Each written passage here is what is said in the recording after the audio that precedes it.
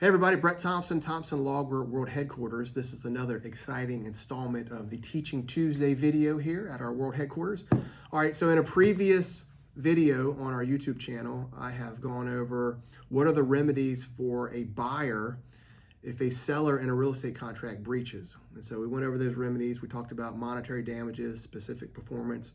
Today I want to talk about, hey, we are a seller and our buyer has breached.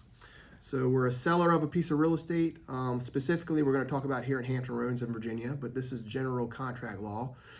And our buyer, for whatever reason, has breached the contract and has failed or refused to close in accordance with the terms of the contract. So what are the remedies of the seller? So the court in a breach of contract case is going to try to put the seller back into the position the seller would have been in but for the breach. So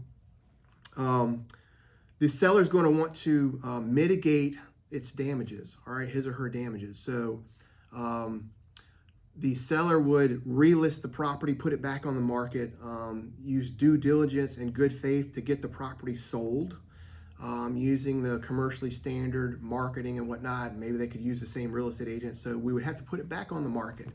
And the damages, the monetary damages, are really solidified and determined at the subsequent sale. So for example, just to keep things simple, let's say that you had a piece of property and you had it under contract with a buyer and it was $500,000. The buyer breaches, we have to put it back on the market. And for whatever reason, their market may change, which happens. The highest and best offer you can get is $450,000. All right, and so you've used due diligence, you've good faith, you've marketed it the same way you did before, and the best you can do is $450,000. Once you close on that subsequent sale, you have now established your monetary damages in one aspect in regards to the purchase price, and it's the difference between the breaching contract and the subsequent contract. So, but for the buyer's breach, you would have gotten $500,000, all right, on the purchase. The buyer breached, you had to relist it, and now the best you could do is $450,000. So now we've established that $50,000 difference is now monetary damages, which you could sue the buyer for. Also, in these RAIN contracts, the Real Estate Information Network contracts that are used in Hampton Roads, the real estate agents are expressed third-party beneficiaries of the contracts.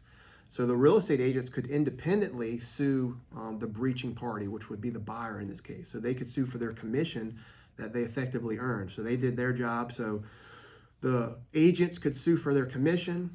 The seller could sue for his or her monetary damages.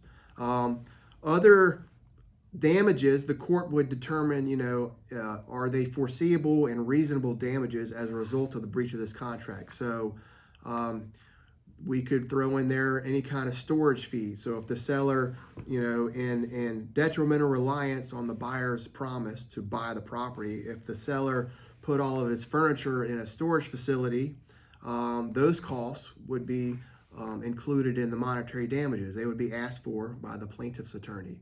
Also, any carrying costs for real estate taxes, insurance, mortgage payments, those would be asked for. And if the court determined that those are direct and proximate and reasonably foreseeable damages as a result of this breach of contract, the court could award those damages as well. So basically, if you're representing the plaintiff, which would be the seller, you're going to throw in all of the costs, all the additional costs that were involved, and then the court would then determine which ones are reasonably foreseeable and a approximate and direct cause of the breach.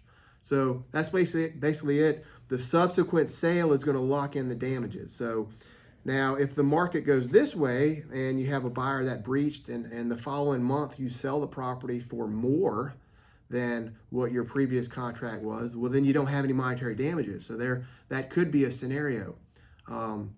So that's pretty much a generality in a nutshell. How it works for a breaching party. So if the buyer breaches, what are the seller's remedies?